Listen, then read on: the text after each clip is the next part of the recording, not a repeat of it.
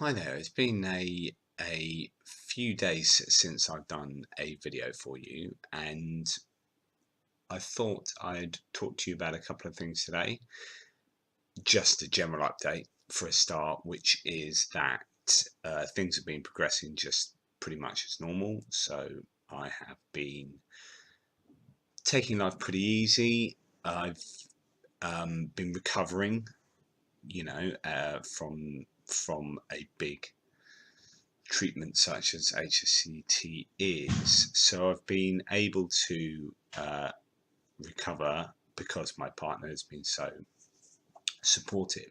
But that's been a really weird thing. So the weather's beautiful at the moment. We've got spring has sprung, but it's really, really warm. So we are in April the 20th. I came back on April the 12th.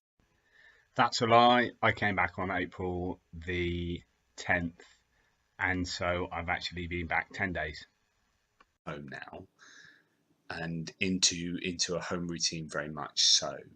And as I say, recovering and hopefully, recovering in all the right ways. But it's really frustrating when these beautiful days outside and Helen is sort of taking on the role of painting fences and sorting out this and out in the garden doing this and doing that, and I'm sort of unable to help her because there are risk factors with me going out in the garden and getting in the shed and getting involved in painting and things like that. All these sort of potentials for infections and as I say, risks when you have a low immunity. So one of those frustrations is that I am just less able to help out in the same way that I'd normally do. In fact, I'd be the one painting those fences and whatnot. So it's a little bit frustrating for me, and I hope it doesn't generate any sort of feeling of resentment in my partner, as she's the one having to do all the heavy lifting, I suppose, all the hard work around the house and outside the house, while I'm sort of just convalescing.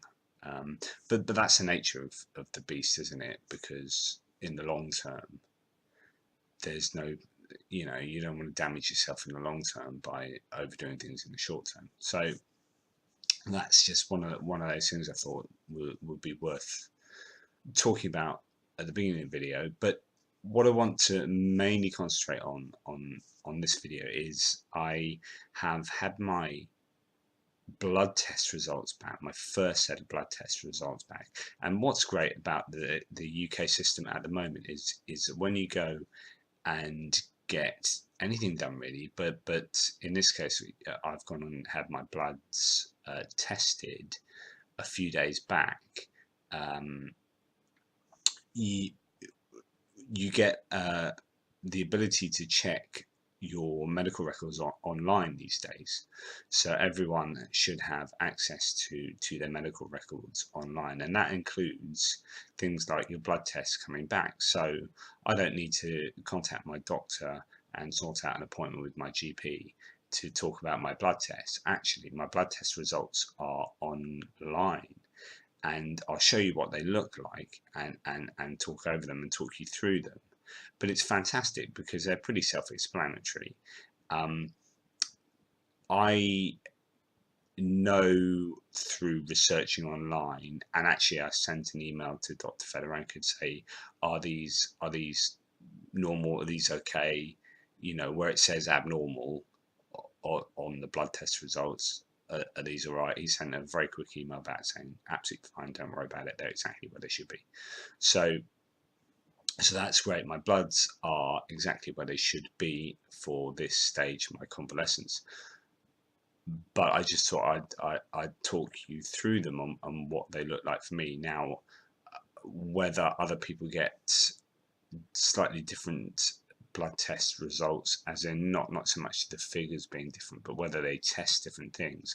I sent a list in. I sent exactly the discharge notes in and said, look, this is what I need testing. and the words and names of the things on the discharge notes that say that you need your blood testing for this, this, and this, and this.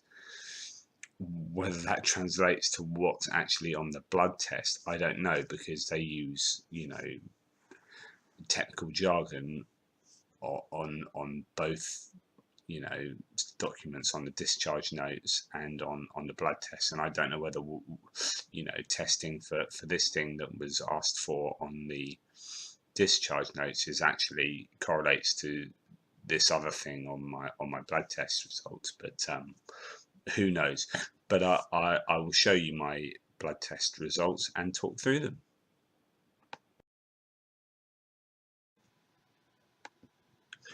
So I'm going to have a look at the blood test results that I received and that I can access online. So I'm going to show you these in two different images, split them up. The first image that you can see now has 3, 6, 8 different results on, and 2 of them are abnormal. So let's forget all the normal ones. They are, well, we can go through them. Normal, my hemoglobin is normal, my total white cell count is normal, my platelet count is normal. Then we go into 2 abnormal ones. My red blood cell count is down and my hematocrit is down. So hematocrit is my ratio of red blood cells to my total blood volume. So you would imagine if my red blood cell count was down, then my hematocrit would be down. So those two kind of go hand in hand. So as you can see, my red blood cell count is 4.22, where the normal range is 4.5 to 5.5. Now, that's pretty close, so I'm not particularly worried about my red blood cell count. It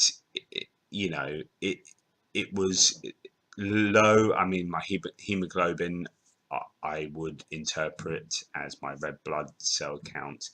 On those stat sheets back in the clinic, my hemoglobin was down, and so it's going to take some time to get back up to normal, to the normal range, but 4.22 seems pretty close to the normal range of 4.5 to 5.5. So what I'm going to do now is just make sure in my diet I have things that are good for increasing your red blood cell count. So those are things like green leafy vegetables, egg yolks. I'm trying not to eat meat at the moment, but it would be, red meat as well.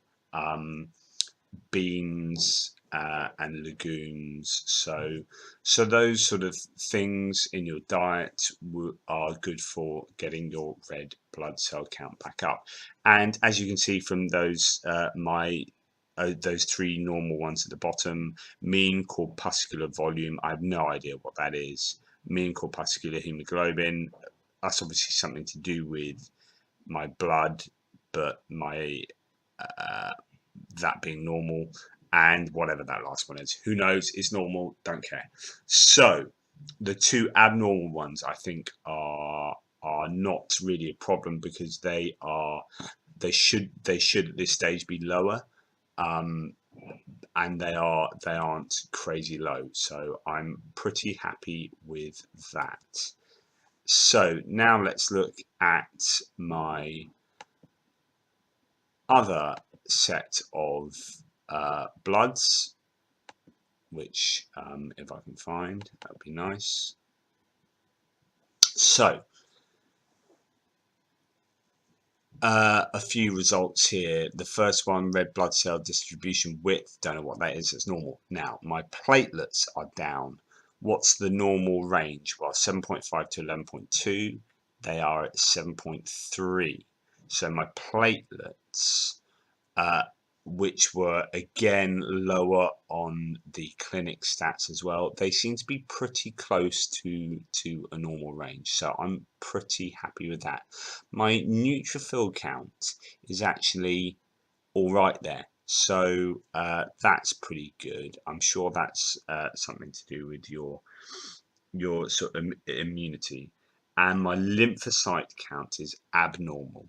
So this again would be my immunity. Basically, pretty much directly correlates to the immunity.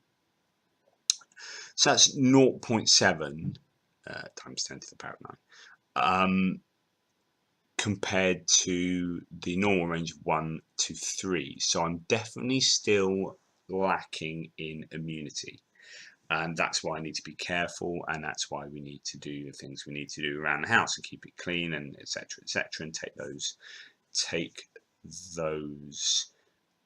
risk management things seriously.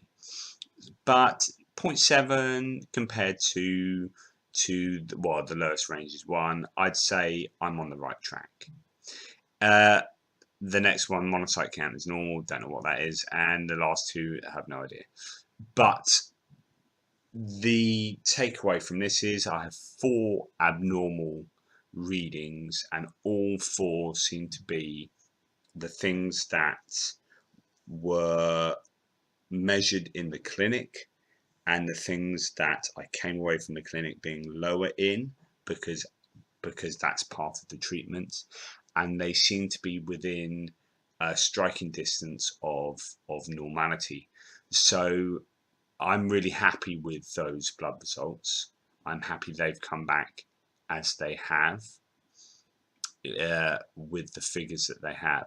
So I'll be interested. I think I've got another blood test next week. I'll be interested to see where they go on that test. But for the time being, I'm pretty happy. So there ends my analysis of my bloods. Hopefully that was useful for you. And I will be doing a video on my walking, actually, is my next thing. But as ever, guys, please subscribe, hit that subscribe button, and that would really help me out. Thank you.